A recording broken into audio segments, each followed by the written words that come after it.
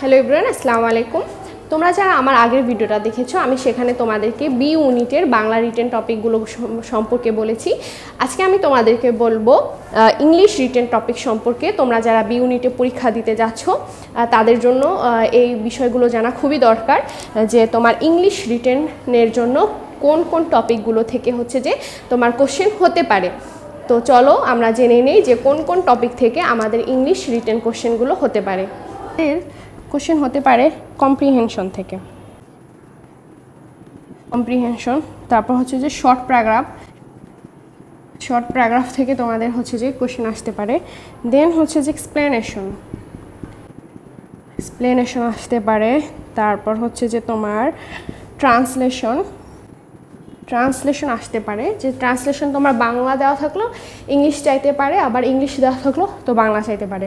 আর explanation হচ্ছে যে কোনো কবিতা বা কোনো গল্পের যে কোনো একটা লাইন দেওয়া থাকতে পারে, বা 2-3টা লাইন দেওয়া থাকতে পারে, অথবা কবিতার একটা প্যারা দেওয়া থাকতে পারে। দেন তোমাকে কোশ্চেন করা হবে যে এটার মূল ভাব এক্সপ্লেন করো অথবা সামারি লিখো, এরকম ধরনের। তারপর তোমার আসতে পারে রিঅ্যারেঞ্জিং থেকে তোমার কোশ্চেন হতে পারে। দেন পাংচুয়েশন, যে কোনো একটা প্যাসেজ দেওয়া থাকলো ওটাকে কারেক্টলি পাংচুয়েশন মার্কস ইউজ করতে বলতে পারে, অথবা একটা রং ওয়েতে পাংচুয়েশন মার্ক দেওয়া প্যাসেজ থাকতে পারে, তোমাকে রিকারেকশন করার জন্য বলতে পারে। দেন হচ্ছে যে তোমার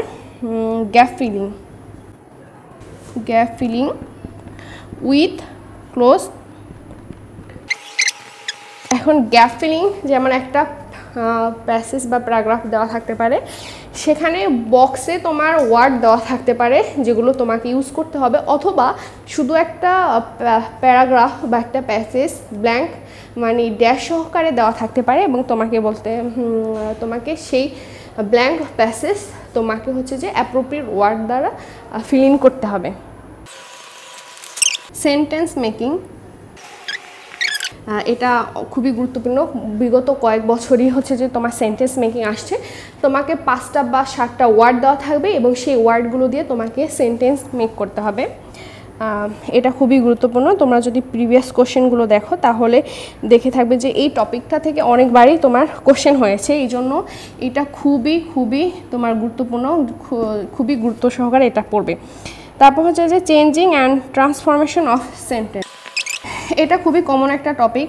তোমরা সবাই এটা ইংলিশ সেকেন্ড পেপারে পড়েছো, যে তোমার হচ্ছে যে সেন্টেন্স দেওয়া থাকবে এবং তোমাকে কোন কিসে চেঞ্জ বা কনভার্ট করতে হবে অথবা ট্রান্সলেট করতে হবে সেটা তোমাকে বলা থাকবে। হয়তো assertive to integrative to assertive, অথবা ইম্পারেটিভ, অথবা অ্যাক্টিভ প্যাসিভ, এগুলো তোমার বলা থাকবে। তারপর হচ্ছে যে কমপ্লিটিং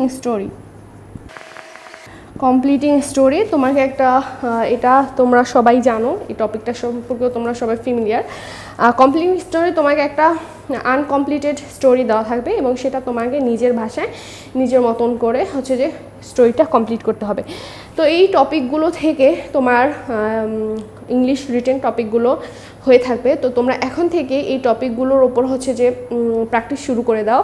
আর ইংলিশ রিটেন ভালো করার জন্য তোমার যেই জিনিসটা খুব বেশি দরকার সেটা হচ্ছে যে ফ্রি হ্যান্ড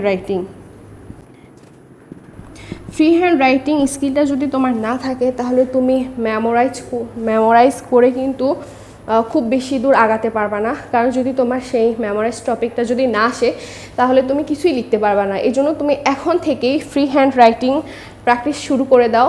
ডেইলি যা করতেছো, যা বলতেছো, লিখতেছো, সেগুলো তুমি তোমার নিজের ভাষায় ইংলিশে লিখতে থাকো, প্র্যাকটিস করতে থাকো।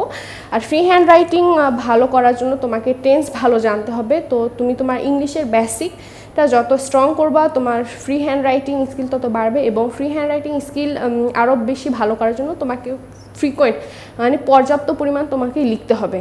তো আশা করি তোমরা যদি এই টপিকগুলোর উপর ফোকাস করো এবং এই টপিকগুলো ধরে প্র্যাকটিস করো, তাহলে ইনশাল্লাহ তোমাদের ইংলিশ রিটেন একটা খুব ভালো একটা প্রিপারেশন হয়ে যাবে। তো আশা করি তোমরা এই ভিডিও থেকে উপকৃত থাকবে।